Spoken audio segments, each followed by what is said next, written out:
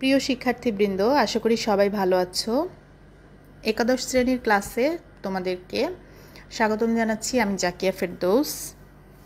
আজকে সমাজকর্ম ক্লাসে আমি আজকে তোমাদের সাথে যে বিষয়টা নিয়ে আলোচনা করব তোমাদের সাথে, সেটা হচ্ছে যে তোমরা জানো, তোমরা সবাই অবগত, আগামী 7 তারিখ থেকে তোমাদের পরীক্ষা শুরু হচ্ছে।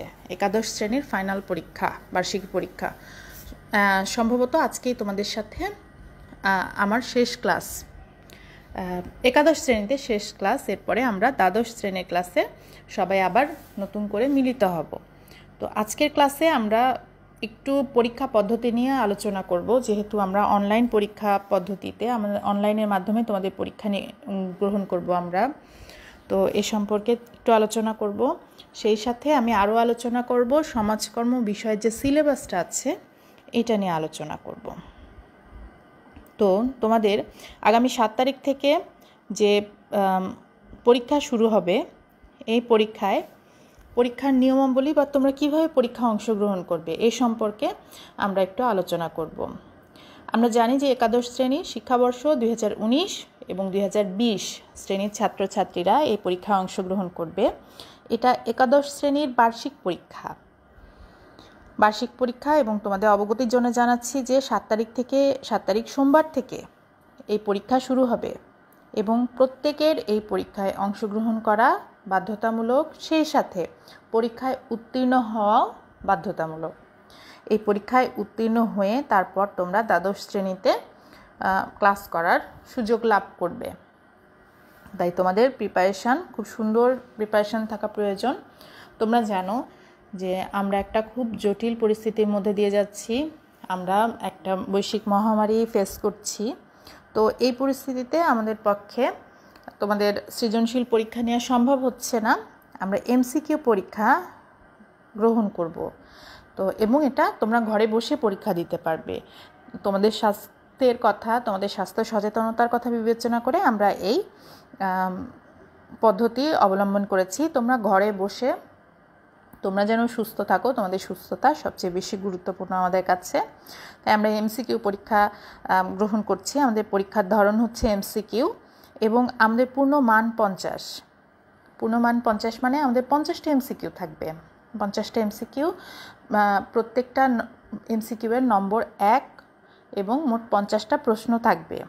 আমাদের সময় 50 মিনিট, অর্থাৎ প্রত্যেকটা এমসিকিউ প্রশ্নের জন্য আমরা সময় পাবো 1 মিনিট করে।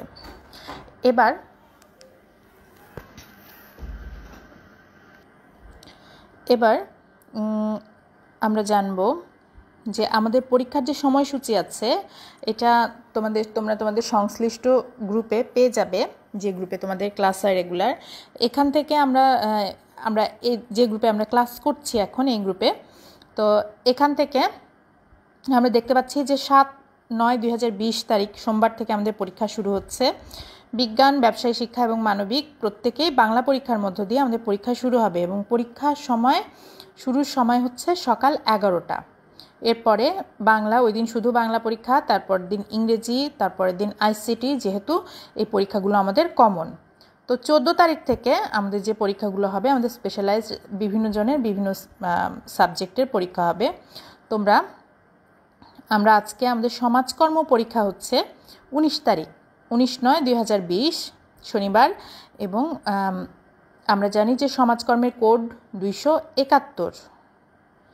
তোমরা তোমাদের কোডগুলো এবং তোমরা পরীক্ষার সময়টা তোমরা খেয়াল রাখবে এবং এই সময়ের আগে, পরীক্ষা শুরুর আগে তোমরা লগ ইন করে তোমরা তোমাদের ল্যাপটপ বা তোমাদের মোবাইল ফোনের মাধ্যমে লগ ইন করে ফোনটাকে চার্জ দিয়ে বা ল্যাপটপকে চার্জ দিয়ে এবং তোমাদের সংশ্লিষ্ট অন্য সব কিছু যা যা তোমাদের লাগবে সব কিছু নিয়ে তোমরা বসে পরীক্ষায় অংশগ্রহণ করবে।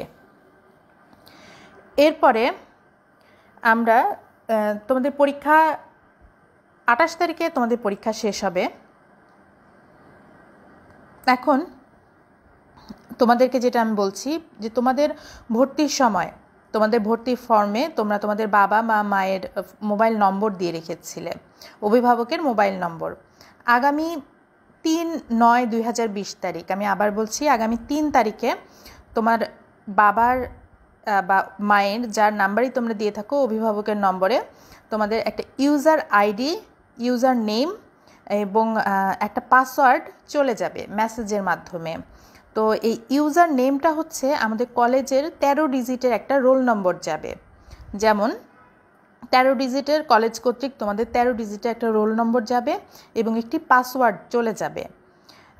যেমন উদাহরণ হিসাবে আমরা বলতে পারি যে ইউজার নেম হিসাবে ধরো 12019200140004 এই টাইপ একটা ইউজার নেম যাবে, যেটা তোমার কলেজ কর্তৃক তৈরি হওয়া তোমার একটা রোল নম্বর, এবং পাসওয়ার্ড যাবে একটা। এর পাসওয়ার্ডটাও 10 ডিজিটের হবে। তোমরা খেয়াল রাখবে কোনটা তোমাদের ইউজার আইডি এবং কোনটা তোমাদের পাসওয়ার্ড। এটা তোমরা সংরক্ষণ করে রাখবে। পরীক্ষার আগে তোমরা অবশ্যই একটা খাতায় বা কোনো কিছুতে টুকে রাখবে। যখন পরীক্ষার সময় তোমাদের একটা নির্দিষ্ট লিঙ্কে নির্দিষ্ট ওয়েবসাইটে ঢুকে তোমাদের এই ইউজার আইডির জায়গায় তোমাদের লগ ইন করতে হবে। ইউজার আইডির জায়গায় 10 ডিজিটের এই ইউজার আইডি এবং পাসওয়ার্ডের জায়গায় 10 ডিজিটের এই পাসওয়ার্ড দিয়ে লগ ইনে চাপ দিয়ে তোমরা তারপর লগ ইন করে তোমরা যে সাবজেক্টে পরীক্ষা দিবে সে সাবজেক্ট সিলেক্ট করে তোমাদের পরীক্ষা দিতে হবে। এখন তোমরা 3 তারিখে তোমাদের অভিভাবকের ফোন নাম্বারে এটা পেয়ে যাবে। এখন অনলাইন পরীক্ষায় অংশগ্রহণের জন্য তোমাদের প্রথমে কি করতে হবে? তোমাদের যে কোনো ব্রাউজার, যেমন মোজিলা ফায়ারফক্স বা অন্য যে কোনো ব্রাউজারের মাধ্যমে তোমাদের একটা নির্দিষ্ট সাইটে ঢুকতে হবে। সাইটটা তোমাদের এই গ্রুপে তোমাদের সাইটের লিংক দিয়ে দেওয়া হবে। তারপরে এই সাইটে তোমরা প্রবেশ করার পর তোমরা সাইন ইনে ক্লিক করে তোমরা তোমাদের অভিভাবকের যে মোবাইলে প্রাপ্ত ইউজার নেম এবং পাসওয়ার্ড ব্যবহার করে সাইন ইনে ক্লিক করলে তোমরা তোমাদের পরীক্ষার সময় তোমাদের মোবাইলের নিচের দিকে তোমরা ইউজার আইডি এবং পাসওয়ার্ড দিয়ে ক্লিক করলে, বা কম্পিউটার বা মোবাইলে যেটাই হোক, তোমাদের ডান দিকে একটা নীল বক্সে স্টার্ট বাটন থাকবে। এই স্টার্ট বাটনে তোমরা যদি ক্লিক করো তাহলে তোমাদের প্রশ্নপত্র ওপেন হয়ে যাবে। তোমরা স্টার্ট বাটনে ওপেন করার পর 50টি প্রশ্নপত্রের একটি সেট পাবে এবং তোমরা প্রত্যেকটি প্রশ্নের শেষে সঠিক উত্তরে প্রত্যেকটি প্রশ্নের শেষে সঠিক উত্তরের উপর ক্লিক করে তারপরে সাবমিট অপশন আসবে, সাবমিট করবে। যতক্ষণ পর্যন্ত তুমি সাবমিট না করবে তোমার কিন্তু এই প্রশ্ন কম্পিউটার রিসিভ করবে না। তোমাকে তাহলে কি করতে হবে? স্টার্ট বাটনে ঢুকে সেখানে তোমার সঠিক উত্তর সিলেক্ট করে তোমাকে সাবমিট করতে হবে। এরপরে তোমাদের আরেকটি বিষয় তোমাদের জানিয়ে রাখি, ইংরেজি বিষয় পরীক্ষা এমসিকিউ পদ্ধতিতে হবে এবং রুটিনে একটা সময় আছে। রুটিনের সময়টা কি? আমাদের সব পরীক্ষা শুরু হবে সকাল 11টায়। আমাদের কিন্তু নির্ধারিত সময়ের পরে পরীক্ষায় অংশগ্রহণ করা যাবে না। নির্ধারিত সময় আগে বা পরে অংশগ্রহণ করা যাবে না। একটা নির্দিষ্ট সময় এবং 50 মিনিট সময়, এরপরে তোমাদের কিন্তু সময় বৃদ্ধি করাও হবে না।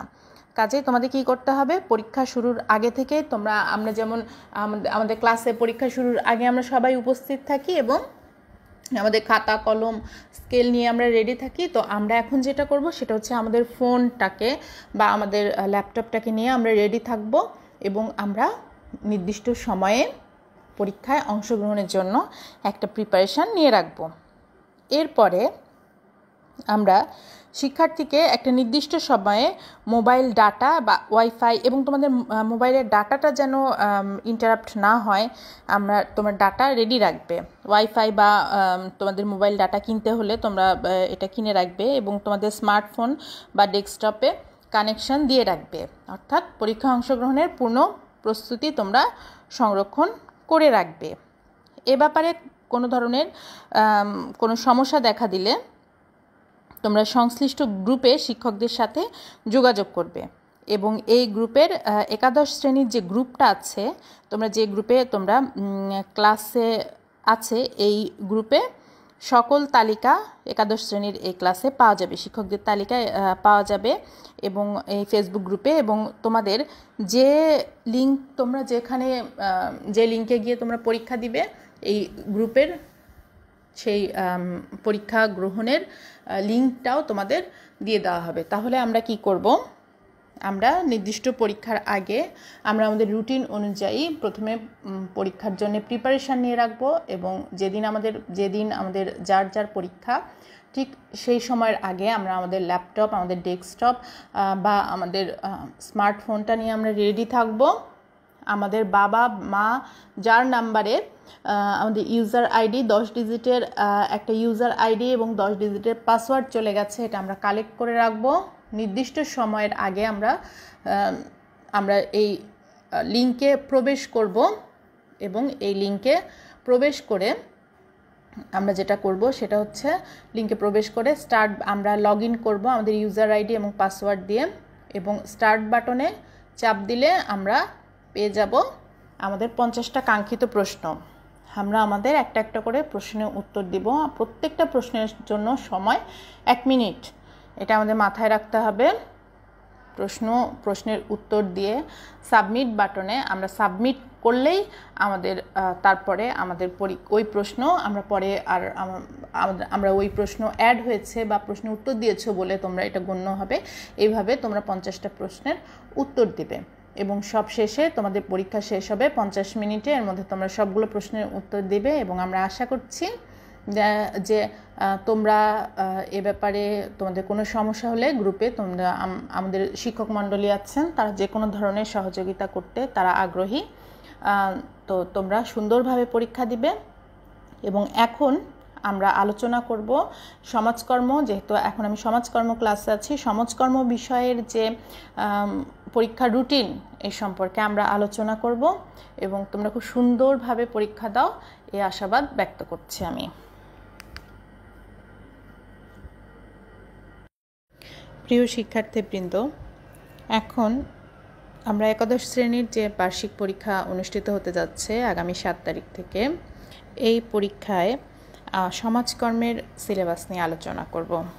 সমাজকর্মের আমি আগেই বলেছি যে সমাজকর্মে শুধু না, সব বিষয়েরই আমাদের প্রশ্নপত্র আমরা যেভাবে সাজিয়েছি, মোট 50টি এমসিকিউ প্রশ্নের উত্তরে তোমাদেরকে উত্তর দিতে হবে। প্রত্যেকটা প্রশ্নের জন্যে সময় 1 মিনিট এবং প্রত্যেকটি প্রশ্নের জন্যে নম্বর 1। তোমরা 1 মিনিটের মধ্যে তোমাদের এই একটি করে প্রশ্নের উত্তর দিতে হবে। তো প্রশ্নগুলো কেমন থাকবে কিংবা কিভাবে, কোথায় থেকে থাকবে, আমরা এ সম্পর্কে একটু আলোচনা করব। তোমরা জানো যে আমাদের পুরো সমাজকর্ম বিষয়ে আমরা আমাদের পুরো বিষয়ের প্রশ্নপত্র সাজিয়েছি সমাজকর্মের প্রথম পত্র থেকে। আমরা দ্বিতীয় পত্র থেকে বার্ষিক পরীক্ষায় কোনো প্রশ্ন করব না। কাজেই তোমরা যারা দ্বিতীয় পত্র পড়াশোনা শুরু করেছ, তোমরা এই পরীক্ষার পর থেকে আবার দ্বিতীয় পত্র পড়বে। তো আমরা প্রথম পত্র থেকে প্রশ্ন করব। আমরা জানি যে আমাদের প্রথম পত্রে মোট 8টি অধ্যায় রয়েছে। 8টি অধ্যায় রয়েছে। আমরা প্রত্যেকটা অধ্যায় টাচ করব, অর্থাৎ আমরা যে 50টি প্রশ্ন করব, এই 50টি প্রশ্ন প্রত্যেকটি অধ্যায় থেকে থাকবে। এখন কিভাবে থাকবে? আমরা জানি যে এমসিকিউ বিষয়ে আমাদের প্রশ্নগুলো হয় 4 ধরনের: জ্ঞানমূলক, অনুধাবনমূলক, প্রয়োগমূলক এবং উচ্চতর দক্ষতা। তো আমরা এই 4 ধরনের প্রশ্নে আমরা টাচ করব। আমরা যে মোট প্রশ্ন যেগুলো করব এবং একই সাথে আমরা সহজ, মধ্যম এবং জটিল 3 ধরনের প্রশ্নকে এক করে দেব। অর্থাৎ সব প্রশ্ন তোমাদের জন্য সহজ হবে না, মাঝারি হবে না, আবার সব জটিলও হবে না, মিক্সড থাকবে। এভাবে তোমাদের আমরা মূল্যায়ন করব। তো আমাদের যে 50টা প্রশ্ন থাকবে, এর মধ্যে আমাদের 4 ধরনের প্রশ্ন থাকবে: জ্ঞানমূলক থাকবে, অনুধাবনমূলক, প্রয়োগ এবং উচ্চতর দক্ষতা। তো আমাদের জ্ঞান এবং অনুধাবনমূলক প্রশ্ন এই দুইটা মিলিয়ে মোট 60% প্রশ্ন থাকবে জ্ঞান এবং অনুধাবনমূলক প্রশ্ন, আর বাকি 40% বাকি 40% থাকবে হচ্ছে প্রয়োগমূলক এবং উচ্চতর দক্ষতা। অর্থাৎ আমরা বেশি গুরুত্ব দিব, যেহেতু প্রত্যেক প্রশ্নের মান আমাদের সমান, আমাদের বেশি থাকবে জ্ঞান এবং অনুধাবনমূলক প্রশ্ন থেকে। এবং এই প্রশ্নগুলো তোমরা কিভাবে পারবে? তোমাদের প্রত্যেকটা চ্যাপ্টারে যে বিষয়গুলো তোমাদের জানা খুব জরুরি, এই বিষয়গুলো তোমাদের জানা থাকলে তোমরা খুব সহজেই এখান থেকে উত্তর দিতে পারবে। যেমন আমি তোমাদের উদাহরণ হিসেবে বলছি, প্রথম অধ্যায়ে আমাদের সমাজকর্ম বিষয়ে প্রথম অধ্যায় আছে সমাজকর্ম প্রকৃতি এবং পরিধি। তোদের ক্লাস নেওয়ার সময় আমরা বারবার করে যে বিষয়গুলোকে গুরুত্ব দিয়েছি, ঠিক সেই বিষয় থেকে আমরা এখন তোমাদেরকে মূল্যায়ন করব। তোমাদের প্রশ্নগুলো আমরা সেভাবেই সেট করেছি। যেমন সমাজকর্ম কী, সমাজকর্মের লক্ষ্য উদ্দেশ্য, সমাজকর্ম শিক্ষার প্রয়োজনীয়তা, সমাজকর্ম সমাজের কাদের নিয়ে কাজ করে, কিভাবে কাজ করে, সমাজকর্মের পদ্ধতিগুলো কী কী, মৌলিক পদ্ধতি কী কী, সহায়ক পদ্ধতি কী কী, এবং মৌলিক ও সহায়ক পদ্ধতিগুলো কিভাবে মানুষকে সহায়তা করে। এই বিষয়গুলো যদি তোমাদের ধারণা থাকে এবং এই বিষয়গুলো তোমরা যদি পরিপূর্ণভাবে তোমরা বুঝে থাকো এবং অনুশীলন করে থাকো, তোমরা এই অধ্যায় থেকে খুব চমৎকারভাবে প্রশ্নের উত্তর দিতে পারবে। এবং সেই সাথে তোমাদের আরও একটা বিষয় এই অধ্যায় থেকে জানতে হবে, সেটা হচ্ছে যে সমাজকর্মের কিছু গুরুত্বপূর্ণ সমাজকর্ম বিষয়ে যারা আমাদেরকে ধারণা দিয়েছেন, যেসব মনীষী যেমন ফ্রিডল্যান্ডার, শেফার, এই তাদের কিছু উক্তি আমাদের জেনে রাখতে হবে। এবং সেই সাথে সমাজকর্মের লক্ষ্য উদ্দেশ্য প্রকৃতি, কেন সমাজকর্ম কাজ করে, কি কাজ করে, এই ব্যাপারগুলো আমাদের জানতে হবে। আমরা জানলে আমরা খুব সহজেই প্রথম অধ্যায় থেকে আমাদের যে প্রশ্নগুলো আসবে আমরা এগুলোকে টাচ করতে পারবো, আমরা এগুলোকে সবগুলোরই সঠিক উত্তর দিতে পারবো বলে আমরা আশা করছি। এরপরে আমরা জানব দ্বিতীয় অধ্যায় সম্পর্কে। সমাজকর্মের দ্বিতীয় অধ্যায়ে আছে সমাজকর্ম পেশার ঐতিহাসিক প্রেক্ষাপট। আমরা জানি যে সমাজকর্ম পেশা হিসাবে যখন নিজেকে এস্টাবলিশ করেছে, পেশা হিসাবে যখন আবির্ভূত হয়, তার আগে সমাজকর্মের একটা ইতিহাস আছে। একদিনের সমাজকর্ম পেশা হিসাবে আবির্ভূত হয়নি। সমাজকর্ম পেশা হিসাবে আবির্ভূত হয়েছে সমাজের প্রয়োজনে, মানুষের কল্যাণে, শুধুমাত্র মানুষের যে কল্যাণকর দিকটাকে মাথায় রেখে জটিল সমস্যার সমাধানে সমাজকর্মের উদ্ভব আমরা জানি। তো এই অবস্থায় আমাদের জানতে হবে যে সমাজকর্ম পেশার বিকাশে কিছু আইনের ভূমিকা আছে, যেমন 1601 সালের দরিদ্র আইন, 1834, 1905, 1942, আমাদের বেভারেজ রিপোর্ট, এছাড়াও আরও কিছু সংগঠন আছে, যেমন আমাদের COS দান সংগঠন সমিতি, আমাদের NSW, CSWE, এই আইন এবং এই সংগঠনগুলো কিভাবে কাজে লেগেছে আমরা এই সম্পর্কে জানব।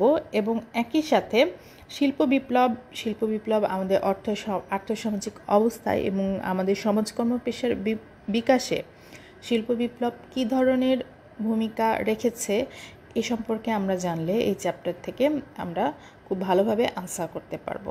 আমরা যারা সমাজকর্ম পড়ছি এবং ভবিষ্যতে আমরা সমাজকর্মে অনার্স বা গ্র্যাজুয়েশন করব, আমাদের সবারই সমাজকর্ম পেশার এই ঐতিহাসিক প্রেক্ষাপট সম্পর্কে জানা উচিত।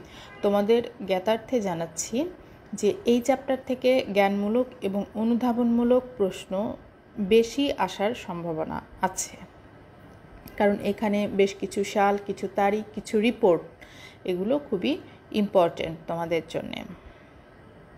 এরপরে আমাদের তৃতীয় অধ্যায় আছে সমাজকর্মের মূল্যবোধ ও নীতিমালা।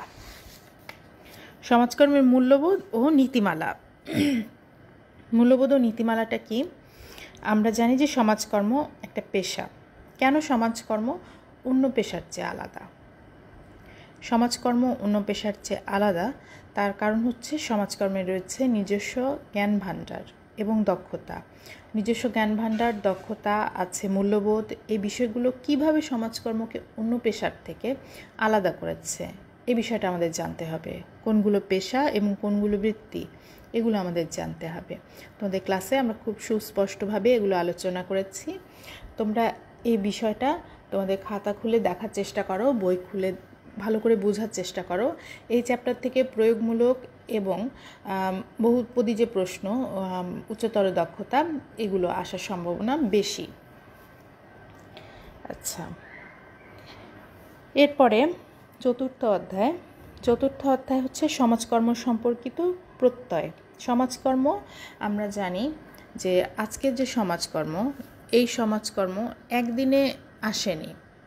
দীর্ঘদিন যাবৎ সমাজের সমাজ কল্যাণ বিষয়ক যে প্র্যাকটিস আছে, মানুষকে সাহায্য করার যে অনুশীলন দীর্ঘদিন ধরে মানুষ করে আসছে, মানুষকে সাহায্য করার যে পথ এবং পদ্ধতি বিভিন্নভাবে তারা ইউজ করে আসছে, এই পথ এবং পদ্ধতিকে কাজে লাগিয়ে আজকের সমাজকর্ম একটা পরিশীলিত রূপ লাভ করেছে। তো আমরা ভারতবর্ষে মূলত আমাদের এই অঞ্চলে মানুষকে দান করার যে পদ্ধতি বা সমাজ কল্যাণের যে বিভিন্ন পদ্ধতিতে আমরা ঐতিহ্যগতভাবে যে প্রতিষ্ঠানসমূহ তাদের কাজের মাধ্যমে মানুষকে সাহায্য করেছে এই সম্পর্কে জানব। যেমন দানশীলতা, সদকা, জাকাত, ধর্মগোলা, সরাইখানা, দেবোত্তর, বাইতুল মাল, ওয়াকফ, এতিমখানা এই সম্পর্কে আমরা জানব। এগুলো থেকে আমাদের জ্ঞানমূলক এবং অনুধাবনমূলক প্রশ্ন আসার সম্ভাবনা বেশি। আর আমাদের সমাজসেবা ও সমাজকর্ম, সামাজিক নিরাপত্তা, সামাজিক পরিবর্তন, সামাজিক উন্নয়ন, সামাজিক নিয়ন্ত্রণ, সামাজিক আন্দোলন, সমাজ সংস্কার, এখান থেকে আমাদের কিছু জ্ঞানমূলক এবং আমাদের উচ্চতর দক্ষতা ও প্রয়োগমূলক প্রশ্ন আসার সম্ভাবনা বেশি। এই চ্যাপ্টারটা তুলনামূলক একটু বড় অন্য চ্যাপ্টার থেকে, তাই আমরা চেষ্টা করব এই চ্যাপ্টারের উপর একটু বেশি গুরুত্ব দিতে। এরপরে আমাদের পঞ্চম অধ্যায় কি আছে? সমাজকর্মের সাথে জ্ঞানের বিভিন্ন শাখা ও পেশার সম্পর্ক।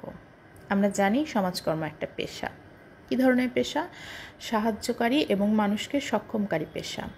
আমরা ক্লাসে খুব বারবার করে বলেছি যে social work it's a profession, it's helps people so that they can helps themself.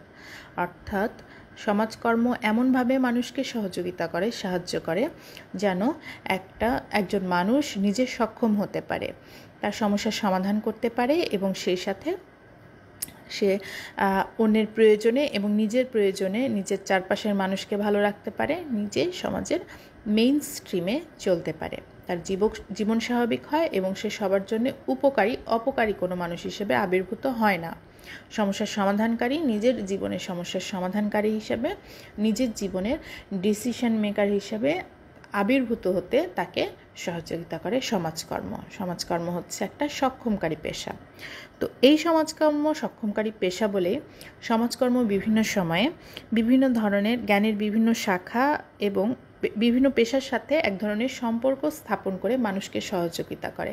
কারণ আমরা জানি যে বর্তমান যে উন্নত বিশ্ব, এই উন্নত বিশ্বে মানুষের সমস্যাগুলো জটিল আকার ধারণ করেছে। মানুষের সমস্যাগুলো একটা আর একটার সাথে কোরিলেটেড। একটা সমস্যা সমাধান করতে গেলে হবে না, সব সমস্যাকে একসাথে সমাধান করতে হবে। তাই সমাজকর্ম নিজের জ্ঞান এবং দক্ষতার পাশাপাশি বিভিন্ন জ্ঞানের যে বিভিন্ন শাখা আছে তার সাথে একটা সম্পর্ক স্থাপন করে। যেমন সমাজবিজ্ঞান, নৃবিজ্ঞান, মনোবিজ্ঞান, পৌরনীতি ও সুশাসন, অর্থনীতি, জনবিজ্ঞান। এছাড়াও এই সমাজকর্মের যে জ্ঞান, যে দক্ষতা, এই জ্ঞান দক্ষতায় এইসব বিষয়ের জ্ঞানের বিভিন্ন শাখার অনেক বড় অবদান রয়েছে। এছাড়াও সমাজকর্ম কিছু পেশার সাথেও সম্পর্ক স্থাপন করে সাহায্য করে থাকে। যেমন চিকিৎসা পেশা, আইন পেশা, সাংবাদিকতা। এ ধরনের বিভিন্ন শাখা এবং পেশার একটি সমন্বিত প্রায়োগিক পেশা হচ্ছে সমাজকর্ম। তো আমরা এই পেশাগুলোর সাথে এবং এই বিভিন্ন জ্ঞানের বিভিন্ন শাখা সম্পর্কে আমরা কিছুটা ধারণা লাভ করব। এখান থেকে প্রয়োগমূলক উচ্চতর দক্ষতা বিষয়ক প্রশ্ন বেশি গুরুত্বপূর্ণ হবে বলে আমি মনে করছি। এরপরে ষষ্ঠ অধ্যায়। সমাজকর্মের ষষ্ঠ অধ্যায়ের 3টা ভাগ আছে। এটা সমাজকর্মের ষষ্ঠ অধ্যায়, সমাজকর্মের পদ্ধতি। সমাজকর্মের পদ্ধতিটা কি? আমরা জানি যে সমাজকর্ম অন্যকে সমর্থন করে তোলার জন্য খুব গুরুত্বপূর্ণ একটা পেশা। কিভাবে সমাজকর্ম মানুষকে সক্ষম করে তোলে? সমাজকর্মের বিভিন্ন পদ্ধতি ব্যবহার করে। আমরা জানি সমাজকর্মের 3টি পদ্ধতি আছে, 3টি মৌলিক পদ্ধতি আছে। এই মৌলিক পদ্ধতিগুলো ব্যক্তি সমাজকর্ম, দল সমাজকর্ম এবং সমষ্টি সমাজকর্ম। তো ব্যক্তি সমাজকর্ম যেটা, আমরা ব্যক্তি সমাজকর্মের ধারণা, ব্যক্তি সমাজকর্মের উপাদান, প্রয়োগ ক্ষেত্র, একই সাথে দল এবং সমষ্টির ক্ষেত্রেও দল এবং সমষ্টি সমাজকর্মের যে উপাদান, নীতিমালা। এই চ্যাপ্টার থেকে আমাদের আরেকটি বিষয় জানতে হবে, সেটা হচ্ছে দল সমাজকর্ম এবং সমষ্টি সংগঠন ও সমষ্টি উন্নয়নের যে প্রয়োগ ক্ষেত্র, অর্থাৎ দল সমাজকর্মের প্রয়োগ ক্ষেত্র, সমষ্টি সংগঠনের প্রয়োগ ক্ষেত্র, লিডারশিপ কি, এই বিষয়গুলো থেকে আমাদের এমসিকিউ কোয়েশ্চেন আসবে। সেই সাথে আমাদের আরেকটি বিষয় সম্পর্কে জানা দরকার, সেটা হচ্ছে সমাজকর্মের মৌলিক পদ্ধতিগুলোর আন্তঃসম্পর্ক, মানে ব্যক্তি সমাজকর্ম, দল সমাজকর্ম এবং সমষ্টি উন্নয়ন ও সংগঠন, এর মধ্যে আন্তঃসম্পর্ক, একটা আরেকটার সাথে কী ধরনের সম্পর্ক বিদ্যমান, এটা আমরা জানব। এবং এই চ্যাপ্টার থেকে আমাদের অনুধাবনমূলক এবং উচ্চতর দক্ষতা এবং প্রয়োগমূলক প্রশ্নের ক্ষেত্রে এই চ্যাপ্টারটা বেশি গুরুত্ব বহন করবে। এরপরে 6 নং অধ্যায়ের আরেকটি খুব গুরুত্বপূর্ণ পরিচ্ছেদ আছে। এখানে আমরা জানি যে সমাজকর্মের 3টা সহায়ক পদ্ধতি আছে। সহায়ক পদ্ধতিগুলো হচ্ছে সমাজকর্ম প্রশাসন, সমাজকর্ম কার্যক্রম এবং সমাজকর্ম গবেষণা। এই 3টা বিষয় সম্পর্কে আমরা জানব। সমাজকর্ম প্রশাসন, সমাজকর্ম প্রশাসনের উপাদান, সেই সাথে সামাজিক কার্যক্রমটা কি এবং সামাজিক কার্যক্রম প্রক্রিয়াটা কি, এ সম্পর্কে আমাদের পরিষ্কার ধারণা থাকা দরকার। এবং সমাজকর্ম গবেষণার ধাপ এবং সমাজকর্ম গবেষণার গুরুত্ব এবং সমাজকর্ম গবেষণা এবং সামাজিক গবেষণার মধ্যে যে পার্থক্যটা, অর্থাৎ সমাজকর্ম গবেষণার প্রয়োজনীয়তাটা কি, এই সম্পর্কে আমাদের ধারণা থাকতে হবে। এই সম্পর্কে ধারণা থাকলে আমরা আমাদের উচ্চতর দক্ষতা, আমাদের অনুধাবনমূলক এবং প্রয়োগমূলক যে প্রশ্নগুলো আছে সেখান থেকে আমরা খুব সহজেই উত্তর করতে পারবো। এবার আমরা 7ম অধ্যায় সম্পর্কে জানবো। আমাদের 7ম অধ্যায় আছে সামাজিক নীতি ও পরিকল্পনা এবং সমাজকর্ম। এটা খুবই গুরুত্বপূর্ণ একটা চ্যাপ্টার। এই চ্যাপ্টারে যে বিষয়গুলো আছে, আমরা জানি যে সামাজিক নীতি সমাজকর্মের ক্ষেত্রে একটা খুব গুরুত্বপূর্ণ অংশ এবং সমাজকর্মের যে লক্ষ্য উদ্দেশ্য, এটা প্রণয়নে, বাস্তবায়নে সামাজিক নীতি খুব বড় ধরনের একটা প্রভাব বিস্তার করে। তো আমরা বাংলাদেশের কতগুলো সামাজিক নীতি সম্পর্কে এখানে ডিটেলস আলোচনা করা আছে, যেমন জাতীয় শিক্ষানীতি 2010, জনসংখ্যা নীতি, জাতীয় নারী নীতি, জাতীয় শিশু নীতি।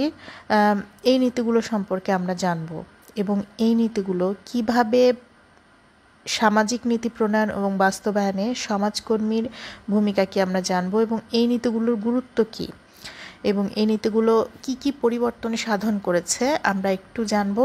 এই নীতির কতগুলো গুরুত্বপূর্ণ বিষয়, বাংলাদেশ কিভাবে কিছু সামাজিক সমস্যা দূরীকরণে নারী নীতি, শিশু নীতি, জনসংখ্যা নীতি সঠিক ব্যবহার করছে এবং আরও এই নীতি বাস্তবায়নের সমস্যাগুলো কোথায়, এ সম্পর্কে আমরা ডিটেলস জানব। সেই সাথে আমরা পরিকল্পনা এবং সামাজিক পরিকল্পনার প্রকারভেদ বৈশিষ্ট্যগুলো জানবো এবং আরেকটা বিষয় আমরা জানবো, সেটা হচ্ছে যে সামাজিক যে বার্ষিক এবং পঞ্চবার্ষিকী যে পরিকল্পনা আছে এ সম্পর্কে জানবো এবং বার্ষিক ও পঞ্চবার্ষিক পরিকল্পনা বাস্তবায়নে সমাজকর্মীর ভূমিকা কি, এটা আমরা জানবো। সবশেষে আমরা জানবো 8ম অধ্যায় নিয়ে। আমাদের 8ম অধ্যায় আছে সমাজকর্ম পেশার সমস্যার সম্ভাবনা। আমরা জানি যে বাংলাদেশে সমাজকর্ম পেশা অনুশীলনের ইতিহাস এই চ্যাপ্টারে আলোচনা করা আছে এবং প্রয়োগ ক্ষেত্র, বাংলাদেশে আমাদের কোন কোন ক্ষেত্রে আমরা প্রয়োগ করছি, আমাদের সমস্যাগুলো কী কী, আমাদের আরও প্রয়োগের ক্ষেত্র। আমরা জানি যে বাংলাদেশ শিল্পায়নের এখন যে ধাপে অবস্থান করছে, আমরা অনেক সমস্যা পৃথিবীর অন্যান্য দেশের চেয়ে বেশি সমস্যা ফেস করছি। এই সমস্যাগুলো ফেস করতে সমাজকর্মের নীতি পদ্ধতি কিভাবে আমাদের সহযোগিতা করবে এবং আরও কোন কোন ক্ষেত্রে আমরা সমাজকর্মকে ব্যবহার করতে পারি সমস্যার সমাধানে এবং মানুষের উন্নয়নে আমরা ব্যবহার করতে পারি, এ সম্পর্কে আমরা ধারণা লাভ করব। সেই সাথে বিশ্বের উন্নত এবং উন্নয়নশীল দেশের সমাজকর্ম শিক্ষা, যুক্তরাষ্ট্র, অস্ট্রেলিয়া, ভারত, শ্রীলঙ্কা, দক্ষিণ কোরিয়া, জাপান, চীন, সেখানে কিভাবে তারা প্রয়োগ করেছে এই সম্পর্কে আমরা জানবো। অর্থাৎ সমাজকর্ম শিক্ষা এবং আমাদের দেশে সমাজকর্ম শিক্ষা বাস্তবায়নের সমস্যাটা কি এই বিষয়ে আমরা আলোচনা করব।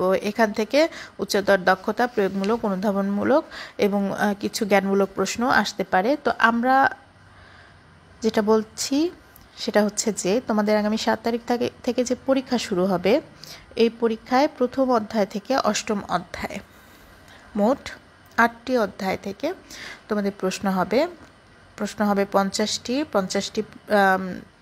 এমসিকিউ প্রশ্নের তোমাদের উত্তর দিতে হবে। প্রত্যেক প্রশ্নের জন্য নম্বর 1, সময় 1 মিনিট, এবং আমরা সবগুলো চ্যাপ্টারকে টাচ করব। মূলত যেহেতু এখন সৃজনশীল প্রশ্নে তোমাদের পরীক্ষা নেওয়া যাচ্ছে না, তো তোমাদের যে ধারণা সমাজকর্ম বিষয়ে, তোমাদের যে ধারণা, আইডিয়া এবং তোমাদের ধারণা যদি স্বচ্ছ থাকে সমাজকর্মের বিভিন্ন প্রত্যয় এবং আন্তঃসম্পর্কগুলোর বিষয়ে, সমাজকর্ম বিষয়টাই যদি তোমাদের ধারণা ক্লিয়ার থাকে, তোমরা অনুধাবনমূলক, প্রয়োগমূলক এই প্রশ্নগুলো এবং উচ্চতর দক্ষতামূলক যে প্রশ্নগুলো আছে খুব সহজে দিতে পারবে। আর কিছু বিষয় তোমাদের মেমোরাইজ করে রাখতে হবে। সমাজকর্মের কিছু গুরুত্বপূর্ণ আইন, কিছু নীতি, যেখান থেকে তারপরে সমাজকর্মের প্রয়োগ ক্ষেত্র, সমাজকর্মের ঐতিহাসিক প্রেক্ষাপট এবং কিছু জ্ঞানের বিভিন্ন শাখা, এখান থেকে তোমাদের জ্ঞানমূলক প্রশ্নগুলো আসবে। এটা তোমরা, আমার মনে হয় আমরা যেভাবে তোমাদের ক্লাসে শিখিয়েছি, তোমরা যদি এটা ফলো করো তাহলে তোমাদের পক্ষে 100% আনসার দেওয়া সম্ভব। আমরা প্রশ্নগুলো এভাবে সাজিয়েছি, এখানে সহজ, কঠিন এবং মধ্যম জাতীয় প্রশ্ন সব কিছু সংমিশ্রণ থাকবে। 60 থেকে 70% প্রশ্ন খুব বেশি কঠিন হবে না, সহজ এবং মধ্যম থাকবে। সহজ মোটামুটি তোমরা সবাই পারবে। এবং তোমাদের যদি সমাজকর্ম, যেহেতু প্রত্যেকটা চ্যাপ্টার থেকে আমরা টাচ করব, তাই তোমাদের প্রত্যেকটা চ্যাপ্টারের সম্পর্কেই তোমাদের ধারণা রাখতে হবে। তবে তোমাদের সুবিধার জন্য আমরা সেকেন্ড পার্ট থেকে কোনো কোয়েশ্চেন করব না। আমরা ফার্স্ট পার্ট থেকেই তোমাদের এই বার্ষিক পরীক্ষায় সব প্রশ্নের উত্তর তোমরা এখান থেকে, এই বইটা ফলো করলে প্রথম পত্র থেকে তোমরা যদি প্রিপারেশান নাও, তাহলে তোমরা সব প্রশ্নের উত্তর দিতে পারবে বলে আমি আশা করছি। তো প্রিয় শিক্ষার্থীবৃন্দ, তোমরা সবাই ভালো থাকবে। একটা খুব জটিল পরিস্থিতির মধ্যে দিয়ে আমরা তোমাদের পরীক্ষা নিচ্ছি, তোমাদের সাফল্য কামনা করছি। আমরা আশা করছি তোমরা খুব সুন্দরভাবে পরীক্ষায় অংশগ্রহণ করবে, সব বাধা অতিক্রম করে, এবং তোমাদের সফলতা কামনা করছি। সেই সাথে আরও আশা করছি তোমাদের সাথে আমাদের দেখা হবে। আমরা আবার সুন্দর পরিবেশের মাধ্যমে আমরা আমাদের ক্লাস কন্টিনিউ করতে পারবো। সে পর্যন্ত আমরা সবাই স্বাস্থ্যবিধি মেনে চলবো এবং সুন্দরভাবে বাসায় বসে আমরা পরীক্ষায় অংশগ্রহণ করে আমরা এই যে বার্ষিক পরীক্ষা অংশগ্রহণের মাধ্যমে আমরা একটা ধাপ অতিক্রম করব। সবাই ভালো থেকো, সুস্থ থেকো, সবার জন্য শুভকামনা, সবাইকে শুভেচ্ছা।